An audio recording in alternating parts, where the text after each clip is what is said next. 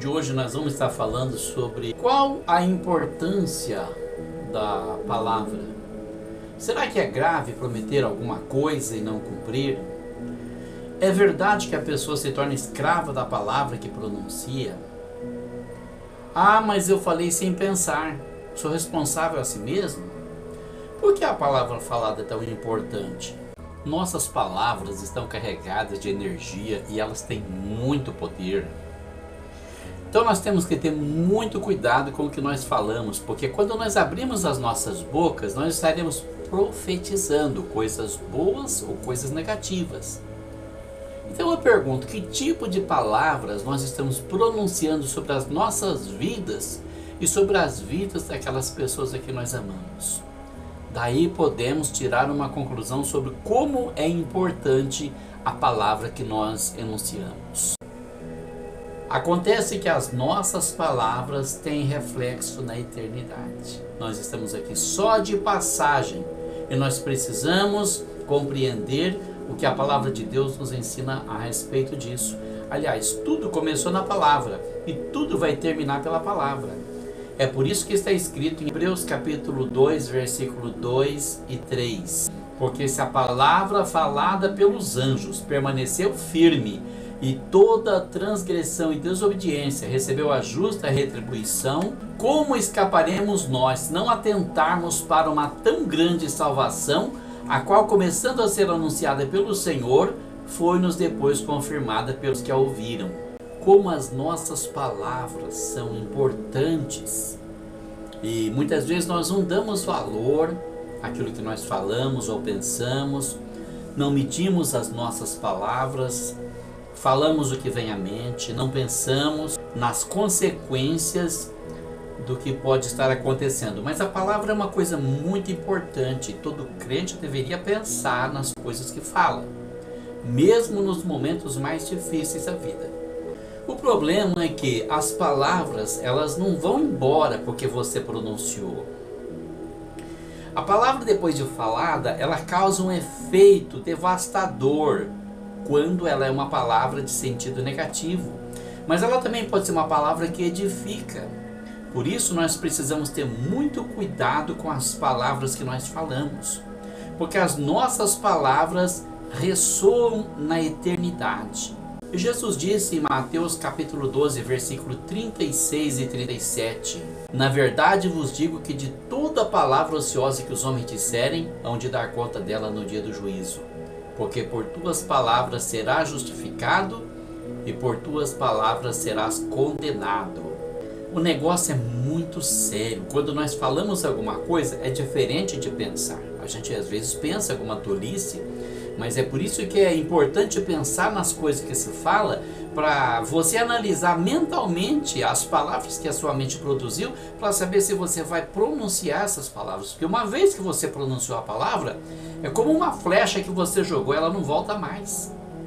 Ela vai causar aquele efeito, seja para abençoar, seja para destruir. Por isso Jesus se adverte claramente que o nosso falar é muito importante.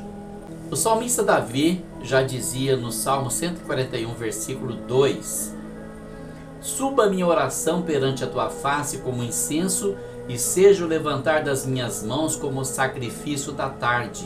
E no versículo 3: Põe, ó Senhor, um guarda à porta da minha boca, guarda a porta dos meus lábios. As palavras são muito importantes.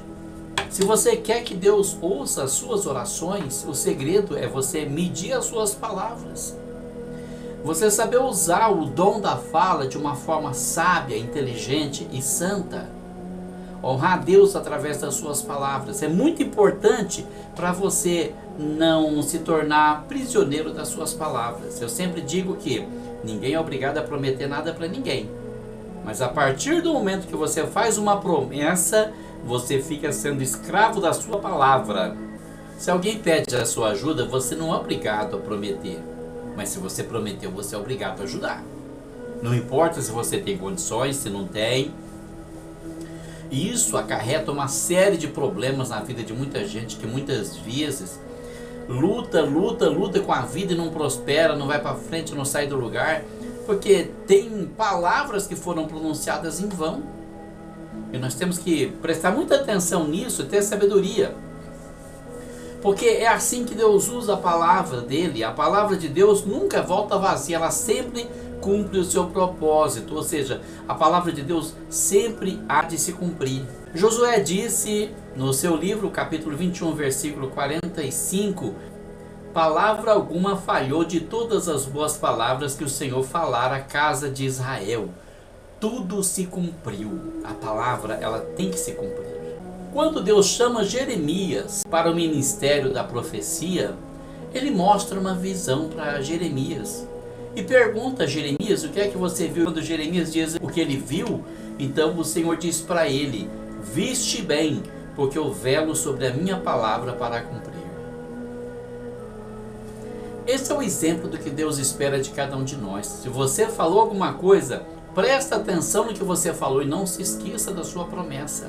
Ela tem que se cumprir, ou então você não faça a sua promessa. Elias fez uso da palavra também. Quando Deus falou para ele: você vai falar com Acabe, Elias foi e entregou uma profecia para Acabe para que ela se cumprisse. E Deus honra a palavra do homem de Deus. 1 Reis capítulo 17, versículo 1. Então Elias, o tesbita dos moradores de Gileade, disse a Acabe: vive o Senhor, Deus de Israel, perante cuja face estou, que nestes anos nem orvalho nem chuva haverá, senão segundo a minha palavra. Note bem que não é a palavra de Deus, é a palavra de Elias. Ou a palavra de Deus pelo ministério de Elias, mas era a palavra que Elias falou. E Deus velando sobre aquela palavra para que ela se cumprisse.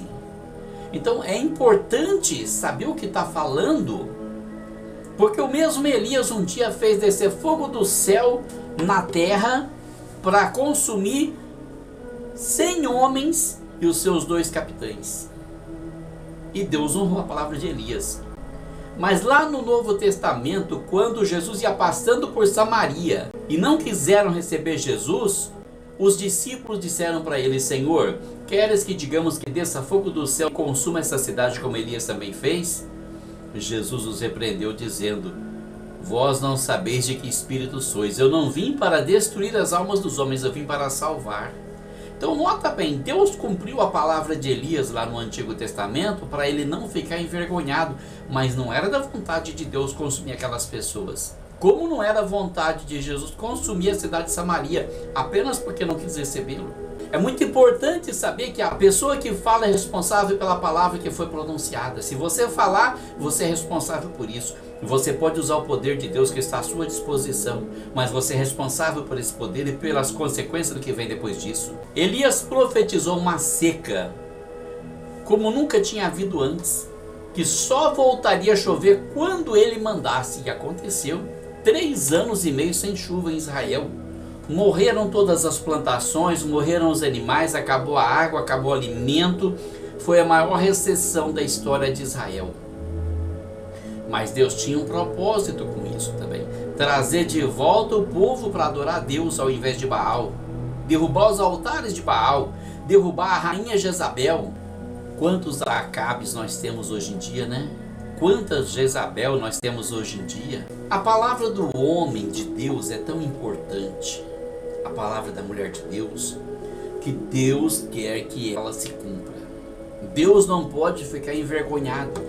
Nós vamos estar comentando nesse vídeo a respeito do pão dos gibeonitas, os moradores de Gibeão que trouxeram um pão embolorado para enganar Josué. Mas vamos meditar também em outras fases da história bíblica, em outras épocas, histórias que aconteceram que marcaram a história do povo de Israel e a atuação de Deus no meio deles.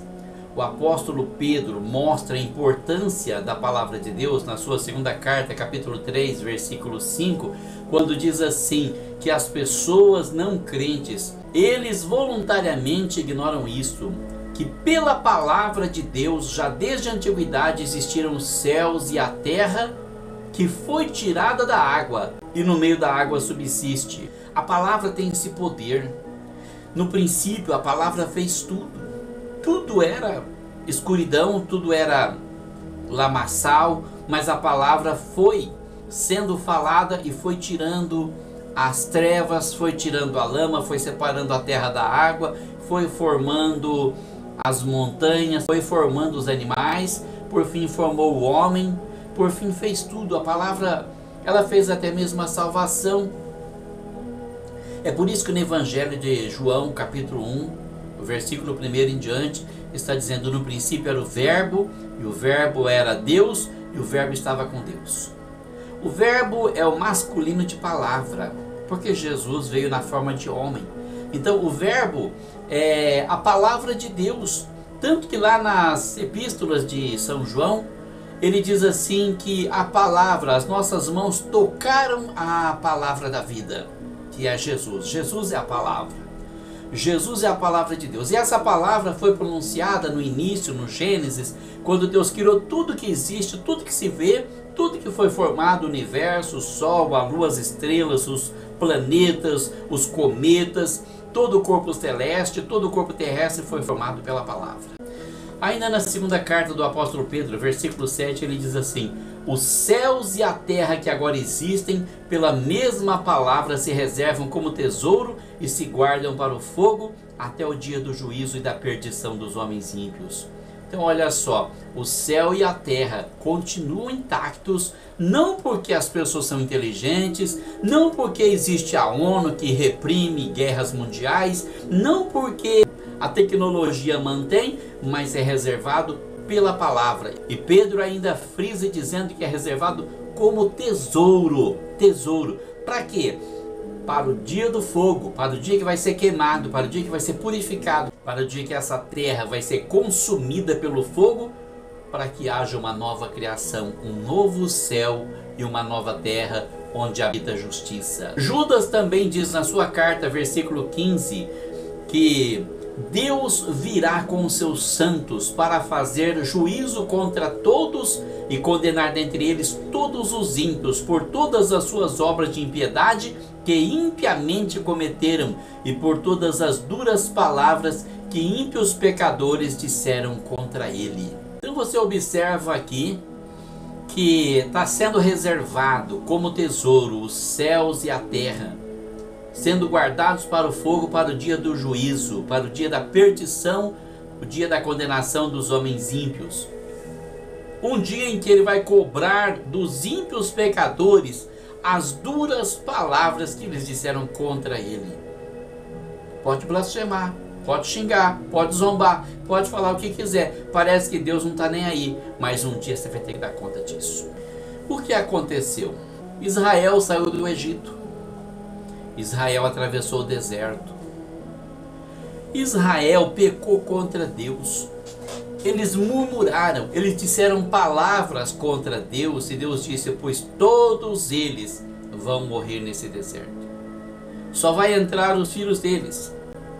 Todo homem e mulher que saiu do Egito não entrarão na terra de Canaã, a não ser Josué e Calebe, que não pecaram contra mim, que não disseram palavras contra mim. Os outros vão morrer no deserto. Ficaram 40 anos. Poderiam ter passado o deserto em 3 meses ou menos. Ficaram 40 anos andando de um lado para outro e não achavam o caminho da terra prometida. Por fim morreu também Moisés. Deus chamou Josué e disse: Josué, você vai fazer o meu povo entrar na terra de Israel. Mas você não vai fazer concerto com nenhum deles, não vai perdoar ninguém, é para exterminar todo mundo. Josué disse: sim, senhor. E começou a conquista. Conquistou Jericó, conquistou a cidade de Ai. E quando ele estava no ardor da batalha, os moradores de Gibeão souberam que Josué estava conquistando todo mundo e ficaram com medo de morrer. Falaram: vamos dar um jeito na vida, vamos fazer um arranjo aqui para fazer o Josué fazer um pacto com a gente. Mas ele não vai fazer pacto com quem mora nesse lugar.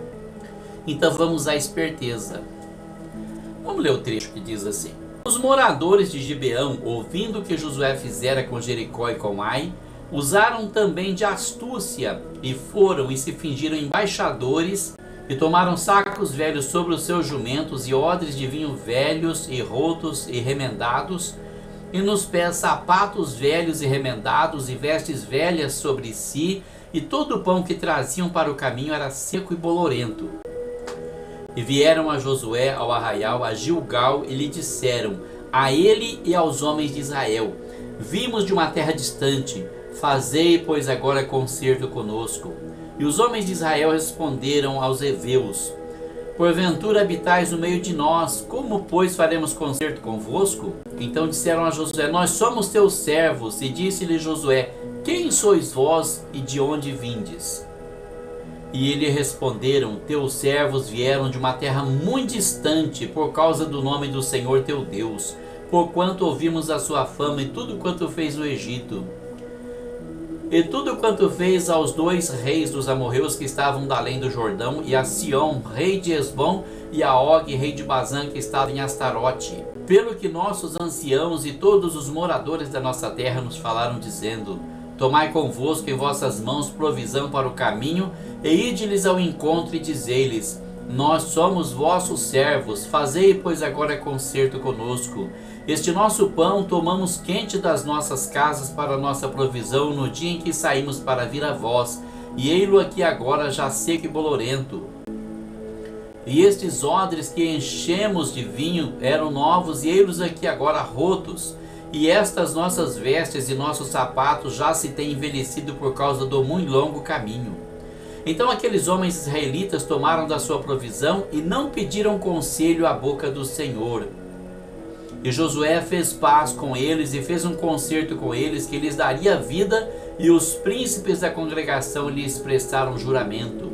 E sucedeu que ao fim de 3 dias, depois de fazerem concerto com eles, ouviram que eram seus vizinhos e que moravam no meio deles. Aí já era muito tarde, já tinha feito um concerto, já tinha jurado que não os matariam, que não tocaria neles. E esse concerto foi feito diante do Senhor, porque a palavra do homem, ela ressoa na eternidade. Você pode esquecer da palavra que você falou, mas Deus não vai se esquecer. Você pode esquecer da que você disse aqui, mas o inimigo das nossas almas, o diabo, ele sabe que você falou, ele vai jogar isso na sua cara mais cedo ou mais tarde, com a permissão de Deus, porque Deus é justo, e Deus não pode fazer injustiça nem mesmo com Satanás.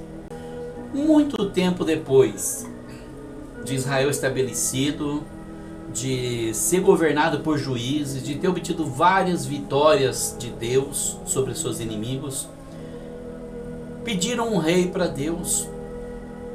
E Samuel ungiu Saul como rei. Saul foi aquele rei rebelde, cheio de si, arrogante, desobediente, que não queria obedecer à palavra do Senhor que estava na boca do profeta Samuel.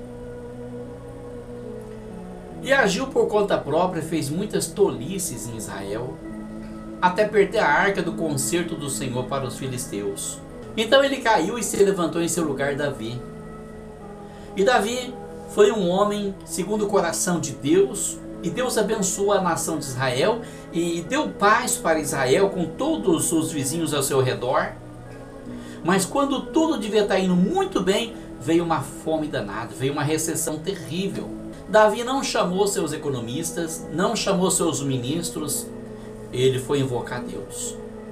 Ele pediu oração por Israel para saber de Deus por que aquela fome tinha vindo sobre Israel. Segundo o livro de Samuel, capítulo 21, versículo 1 em diante, diz assim: E houve em dias de Davi uma fome de 3 anos, de ano em ano. E Davi consultou ao Senhor, e o Senhor lhe disse: É por causa de Saul e da sua casa sanguinária, porque matou os gibeonitas. Então chamou o rei os gibeonitas e lhes falou: Ora, os gibeonitas não eram dos filhos de Israel, mas do resto dos amorreus, e os filhos de Israel lhes tinham jurado. Porém Saul procurou feri-los no seu zelo pelos filhos de Israel e de Judá. Disse, pois, Davi aos gibeonitas: Que quereis que eu vos faça? E que satisfação vos darei para que abençoeis a herança do Senhor? Então os gibeonitas lhe disseram: Não é por prata nem ouro que temos questão com Saul e com sua casa, nem tampouco pretendemos matar pessoa alguma em Israel. E disse ele: Que é, pois, que quereis que vos faça? E disseram ao rei: Quanto ao homem que nos destruiu e procurou que fôssemos assolados sem que pudéssemos subsistir em termo algum de Israel, de seus filhos se nos deem 7 homens, para que os enforquemos ao Senhor em Gibeá de Saul, o eleito do Senhor. E disse o rei: eu os darei. Porém o rei poupou a Mefibosete, filho de Jonatas, filho de Saul, por causa do juramento do Senhor que entre eles houvera, entre Davi e Jonatas, filho de Saul. Porém tomou o rei os 2 filhos de Rispa, filha de Aiá, que tinha tido de Saul, a saber, a Armoni e a Mefibosete, como também os 5 filhos da irmã de Mical, filha de Saul, que tivera de Adriel, filho de Barzilai, Meolatita, e os entregou na mão dos gibeonitas, os quais os enforcaram no monte perante o Senhor, e caíram estes 7 juntamente, e foram mortos nos dias da cega, nos primeiros dias, no princípio da cega das cevadas. E diz no versículo 14: enterraram os ossos de Saul e de Jonatas seu filho na terra de Benjamim, em Zelá, na sepultura de Quis seu pai, e fizeram tudo o que o rei ordenara, e depois disso Deus se aplacou para com a terra. Agora veja como é importante esse juramento, essa palavra. Primeiro, Josué jurou aos gibeonitas que eles não seriam molestados. Saul não respeitou o juramento, Saul não respeitava nada. Ele avançou sobre eles, assolou, matou, escravizou, tentou destruir eles de todas as formas. E Deus viu aquela injustiça, a palavra tinha sido quebrada e precisava ser cobrada. Toda injustiça será cobrada.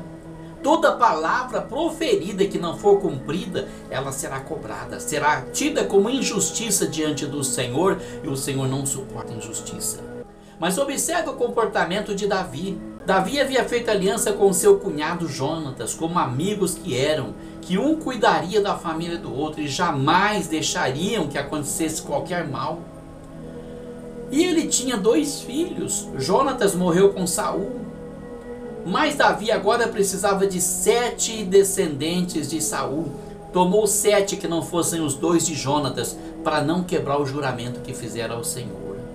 Tudo que é feito em nome do Senhor, toda palavra proferida na presença do Senhor, precisa ser honrada, precisa ser respeitada. A palavra é tudo, a palavra é vida, e nós precisamos compreender que Deus espera que nós cumpramos com a nossa palavra. Há também um caso muito importante no tempo do profeta Jeremias. Israel transgrediu a lei de Deus de todas as formas, praticaram idolatria, feitiçaria, prostituição, roubo, usura, tudo que contrariava a palavra de Deus. A palavra de Deus não se cumpria na vida daquele povo porque eles eram rebeldes. Mas o pior de tudo é que eles também não guardaram a palavra do sábado. Deus pediu que deixasse o ano sabático. O ano sabático era um ano de descanso para a terra. Você plantaria durante 6 anos, mas no 7º ano você não poderia plantar, deixar a terra recuperar energia, deixar aquele mato crescer, aquela erva crescer, cair sozinho sobre a terra, servir de adubo para que a terra recobrasse o seu vigor. Eles não queriam nem saber, plantação, plantação, plantação, tirava uma, plantava a outra, tirava uma, plantava a outra. Eles queriam lucro, eles queriam abastança, eles queriam fartura. Todo mundo queria enriquecer. É como acontece hoje nos nossos dias. Você não vê ninguém dando descanso para a terra. É cana, é laranja, é milho. Agora é só cana, né? Cana dá dinheiro, então é só cana, cana, cana, cana, cana. Porque o que importa é o lucro. A pessoa não pensa no amanhã. Ele tem um filho, ele tem um neto e vai depender dessa terra. Não quer saber se a terra vai produzir alimento, se não vai. Não quer saber, ele quer saber agora. Tá com o bolso cheio de dinheiro, ter carro do ano, ter casa bonita, casa boa, bem arrumada. Paulo disse muito bem que o amor do dinheiro é a raiz de toda espécie de males. Não o dinheiro, mas o amor ao dinheiro. Porque existem pobres avarentos também, muito mais do que muitos ricos. Tem pobre que tem dó de 1 centavo, de R$1. Fica com aquela dó, fica guardando, às vezes arranca da garganta para guardar para o futuro, não sabe se vai ter futuro, não sabe se amanhã vai morrer.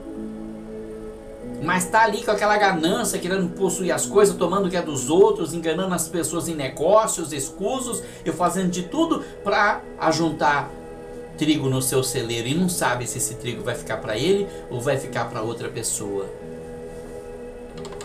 Israel cometeu todas essas transgressões e Deus mandou Nabucodonosor varrer a terra. Vai lá, pega todo mundo, leva embora. Levou uma boa parte do povo, levou os vasos da casa do Senhor, levou tudo. Deixou alguns, entre eles o profeta Jeremias. E quando Nabucodonosor voltou 2 anos depois para cobrar os impostos atrasados, ele veio com a intenção de levar todo mundo cativo para Babilônia. Mas o rei era rebelde e o rei tinha os seus profetas, como nós temos hoje. O mundo hoje está cheio de profeta, né? Cada profeta, cada profetada, que misericórdia. Muita profetada, mas pouca palavra de Deus. É um tal de assim diz o Senhor e o Senhor não disse nada. Nós temos que ter muito cuidado com isso, porque isso é tão perigoso, isso é fatal. E Jeremias aconselhava o povo a se entregar para o rei Nabucodonosor, porque era o propósito de Deus. Parecia ser contra a nacionalidade, mas era o propósito de Deus. E a palavra que o Senhor tinha entregado para Jeremias: manda o povo se entregar, porque eu enviei Nabucodonosor. Se rebelarem contra ele, estarão se rebelando contra mim. Então, nesse cenário todo, surge o profeta Ananias. Jeremias capítulo 28 diz assim: e sucedeu no mesmo ano, no princípio do reinado de Zedequias, rei de Judá, no ano 4º, no mês 5º, que Ananias, filho de Azur, profeta de Gibeon, me falou na casa do Senhor perante os olhos dos sacerdotes e de todo o povo, dizendo: assim fala o Senhor dos exércitos, o Deus de Israel, dizendo: eu quebrei o jugo do rei de Babilônia. Depois de passados 2 anos completos, eu tornarei a trazer a este lugar todos os vasos da casa do Senhor, que deste lugar tomou Nabucodonosor, rei de Babilônia, levando-os para a Babilônia. Também a Jeconias, filho de Joaquim, rei de Judá, e a todos os do cativeiro de Judá que entraram em Babilônia, eu tornarei a trazer a este lugar, diz o Senhor, porque quebrarei o jugo do rei de Babilônia. Então falou Jeremias o profeta a Ananias o profeta aos olhos dos sacerdotes, aos olhos de todo o povo que estava na casa do Senhor. Disse, pois, Jeremias o profeta: amém, assim faça o Senhor. O Senhor confirme as tuas palavras com que profetizaste, e torne ele a trazer os vasos da casa do Senhor e todos os do cativeiro de Babilônia a este lugar. Mas ouve agora esta palavra que eu falo aos teus ouvidos e aos ouvidos de todo o povo. Os profetas que houve antes de mim e antes de ti, desde a antiguidade, profetizaram contra muitas terras e contra grandes reinos, guerra e mal e peste. O profeta que profetizar paz, quando se cumprir a palavra desse profeta, será conhecido por aquele a quem o Senhor na verdade enviou. Então Ananias o profeta tomou o jugo do pescoço do profeta Jeremias e o quebrou. E falou Ananias aos olhos de todo o povo, dizendo: assim diz o Senhor, assim quebrarei o jugo de Nabucodonosor, rei de Babilônia, depois de passado 2 anos completos de sobre o pescoço de todas as nações. E Jeremias o profeta se foi pelo seu caminho. Mas veio a palavra do Senhor a Jeremias depois que Ananias o profeta quebrou o jugo de sobre o pescoço do profeta Jeremias, dizendo: vai e fala a Ananias, dizendo: assim diz o Senhor, jugos de madeira quebraste, mas em vez deles fala jugos de ferro, porque assim diz o Senhor dos exércitos, o Deus de Israel: jugo de ferro pus sobre o pescoço de todas essas nações para servirem a Nabucodonosor, rei de Babilônia, e servi-lo-ão, e até os animais do campo lhe dei. E disse Jeremias o profeta a Ananias o profeta: ouve agora, Ananias, não te enviou o Senhor, mas tu fizeste que esse povo confiasse em mentiras. Pelo que assim diz o Senhor: eis que te lançarei de sobre a face da terra, este ano morrerás, porque falaste em rebeldia contra o Senhor. E morreu Ananias o profeta no mesmo ano, no 7º mês. É assim que Deus age. Não fale em nome do Senhor se o Senhor não te enviou. Não faça promessas que você não pretende cumprir. Cuidado com as palavras que você fala. Jesus deixou bem claro, Mateus 12, 36 e 37. De toda palavra ociosa que os homens disserem, hão de dar conta dela no dia do juízo. Porque por tuas palavras serás justificado e por tuas palavras serás condenado. Cuidado com as palavras que saem da sua boca. Quando a tua mente formar palavras, pense, processe essas palavras com a boca fechada. Depois Analisa se compensa você abrir a boca e pronunciar essas palavras. Se for uma promessa, se você pretende cumprir. Se for uma palavra útil para edificação. Como Paulo disse, não saia de vossa boca nenhuma palavra torpe, mas somente aquela que for boa para produzir edificação, para dar graça aos que ouvem, para edificar as almas das pessoas, aumentar a fé das pessoas, a confiança no Senhor, a esperança na vida eterna. Mas se é uma palavra que vai destruir a fé de alguém, se é uma palavra que não vai fazer bem, que vai induzir as pessoas ao pecado, cala-te, você ganha vida. Quando nós falamos, nós somos responsáveis, nos tornamos responsáveis pelas palavras que pronunciamos. Se fazemos promessa, temos que cumprir, ainda que seja para o nosso prejuízo. Mas se você prometeu, cumpra a sua palavra, porque é isso que Deus espera de você, que tenha caráter, que tenha decência, que tenha moral, que honre o Senhor na tua vida, o nome que você toma sobre a sua vida, porque muita gente hoje toma o nome do Senhor sobre a sua vida, mas vive fazendo compromissos que não pretende cumprir. Compra as coisas e não paga, promete que vai fazer alguma coisa e não faz, tenta se engrandecer perante os olhos das pessoas, tenta mostrar que é bom, que é generoso, que é altruísta, quando na verdade o seu coração é mau, é perverso. Se converta, senão você será lançado desta terra também. Que Deus abençoe a todos, em nome de Jesus.